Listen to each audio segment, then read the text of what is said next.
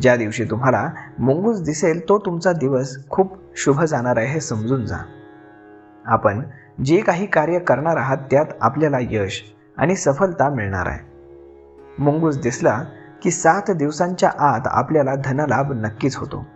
याचा तुम्हीही अनुभव घेतला असेल. कोणत्या ना कोणत्या मार्गाने आपल्याला पैसे मिळतात. आपण घराबाहेर काही कामानिमित्त पडलो असो आणि जर आपल्या उजव्या बाजूला मुंगूस दिसलं तर हे खूप शुभ मानलं जातं.